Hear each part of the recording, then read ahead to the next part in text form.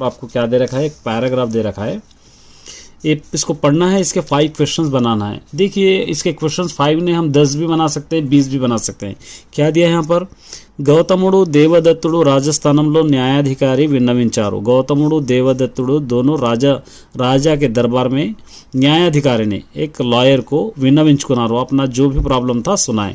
देवदत्तुని బాణం వల్ల హంస చనిపోతే అది అతని దయ్యేది। देवदत्तुడు के तीर की वजह से अगर हंस मर जाता तो वो उसका हो जाता।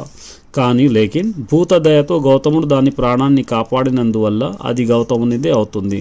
लेकिन रहम की वजह से, उस पर रहम करने की वजह से गौतमुడు उसके जान को बचाया, उसको जान बख्शी, इसलिए वो गौतमुడు का ही होता है। न्यायाधिकारी तीर्పు ఇచ్చాడు, ये वो लॉयर ये ऑर्डर दिया। न्यायाधिकारी मतलब लॉयर को कहते हैं, जज को भी हम कहते हैं।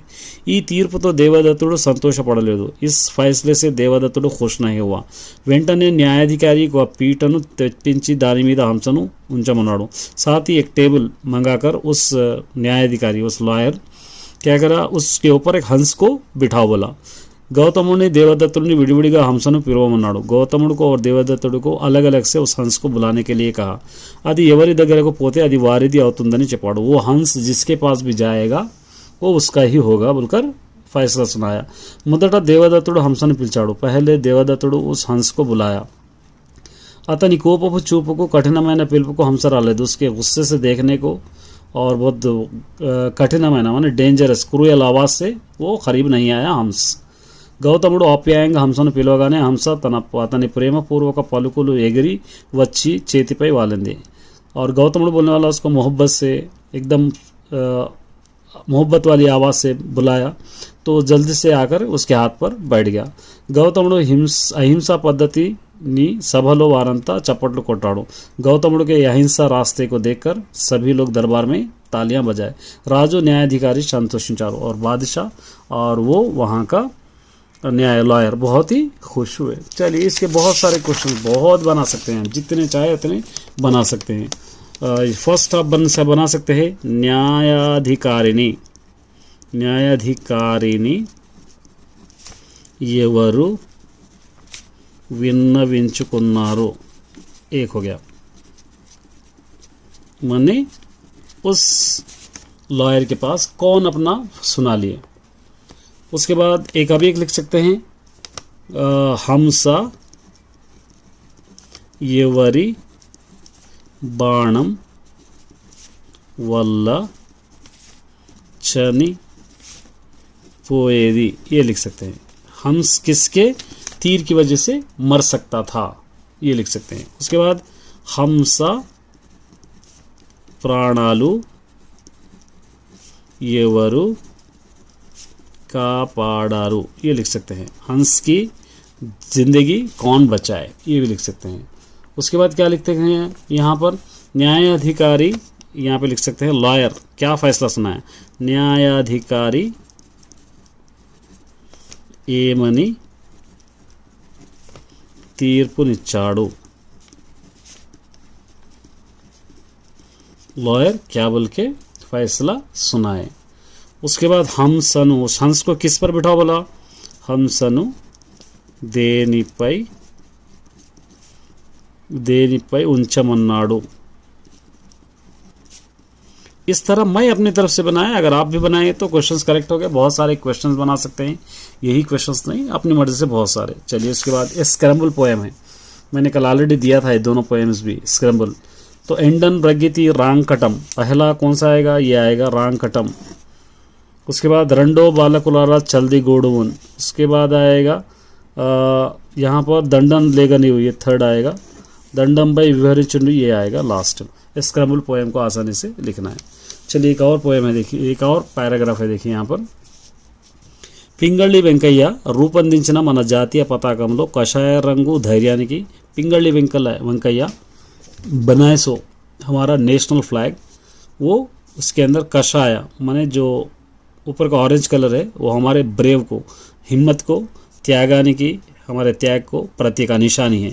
तेलुपु रंगु शांति की, वाइट कलर शांति के लिए, सत्यानि की चिन्ह और सच्चाई का निशान है। आकुपच्चा रंगु नम्मकानिकी, और जो हरा कलर है वो यकीन, भरोसे के लिए, समृद्धि के, डेवलपमेंट के लिए, भूमि की संकेतम और ज़मीन की एक निशानी है।